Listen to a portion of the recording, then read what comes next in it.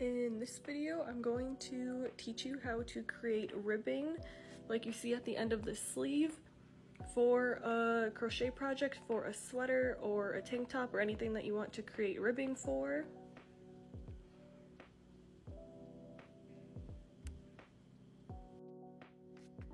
So you can see, like, at the end of this sleeve, it is a different stitch than what the rest of the sweater is.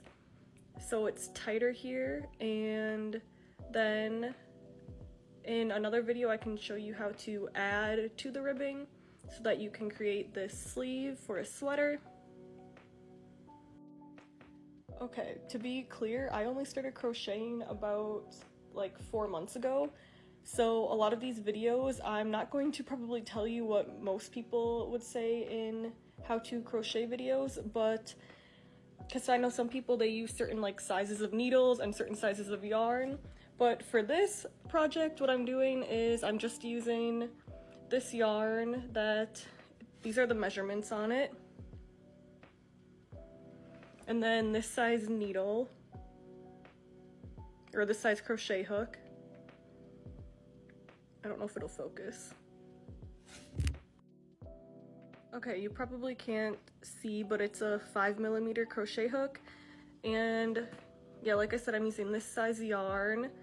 So a lot of people, when they do their projects, they like to use certain sizes of yarn and needles, but for me, I just kind of eyeball it. And for example, I don't even know what I used for this sleeve, and like I don't mind how it turned out. So basically, if you don't want to worry about like needle sizes and stuff, a lot of people probably disagree with this, but I'll just make videos about how to crochet using whatever needle and whatever yarn you want to use. That being said though, people who are more experienced at this do caution against using like different sized yarn or different size needles within the same project. So if you are working on a project, just try to be consistent with like the size of your yarn and the size of your needles. By the time this video is over, you should be able to make a ribbing like this for the bottom of a sweater, and I'll show you how to connect them at the end. So for example, the ribbing on this sleeve has been connected, and we'll go step by step through how to make the ribbing. Okay, the first thing you want to do with any crochet project usually is make a slip knot. So how you do that, you take your yarn, and then essentially, so I have my yarn in my hand, I'll wrap it around my hand. People do this different ways, but yeah, take your yarn, wrap it around your hand, let that back string fall, and then you let it fall so that it's in the middle like this. So I don't know if you can see that, but this is the yarn that's attached to the ball of yarn, and then this is the string that fell behind, and it is not attached to the ball of yarn down here. But so it should look, if you hold it, it should look like this. And then you take your needle and put it through the front of this first loop. So put it through here and then loop it through the middle part. And then you want to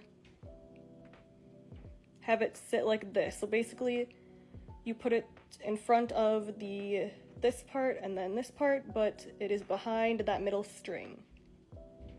And then you take both of the strings on the end here and you just tighten it like that.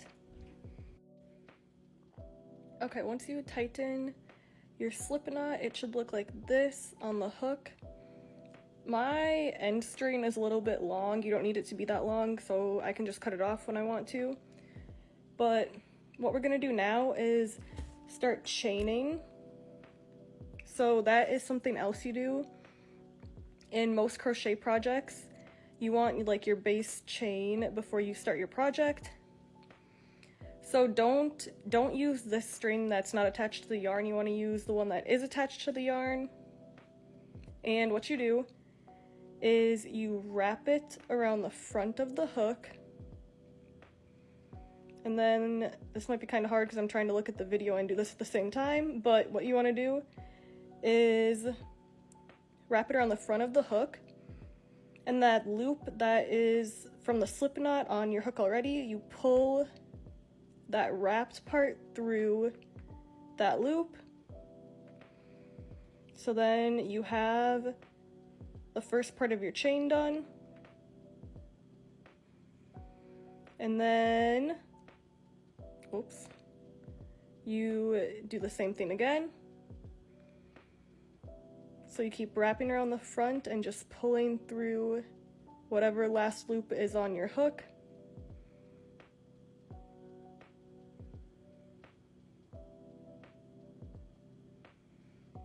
And you can decide the width of your ribbing. So I'm going to keep it that big. So that's 1, 2, 3, 4, 5 chains. And then you'll see, I'm not entirely sure how many chains this is, but I'd say this is about the same size as what I just chained. So this is about 5 chains, and again, this is the bottom of your sweater, so you don't want to focus on the length, you want to focus on the width for your first chain. Okay, so once you have that chain, you can start the ribbing stitches. So to do that, you take where you left off and then insert your hook back into just the middle of, so you see this like top yarn piece here, you insert the hook underneath that and then wrap it around like you did for the chain and pull through once, and then instead of a single crochet, if you know what that is, you pull through again. So you only wrap it around once and pull through. So then we'll do the same thing for this next loop. Insert it under here, wrap it around once, pull through, then pull through the loop on your hook, and again, insert into that loop, wrap it on to your hook, the loose yarn, and then pull through once that loop, pull through again this other loop,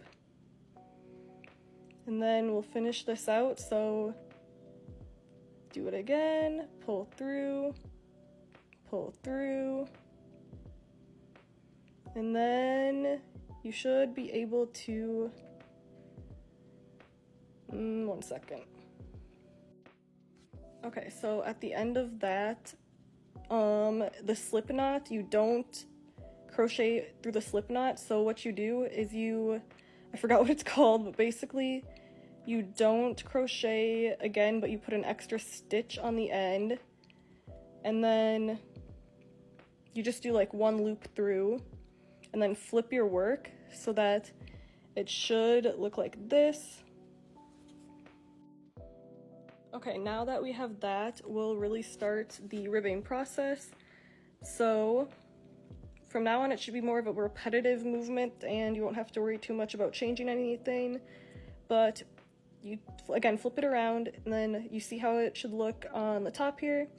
You take your hook, and instead of going through just like the top loop, you don't do that, you only do that on the first crochet into the chain. But for this one, you go underneath this bottom loop and the top loop, then wrap around like you did before, pull through again, and then you keep doing that. Oh, it's not. Okay, this isn't going to give me enough time, so this will be a 2-part series for how to do ribbing on a sweater.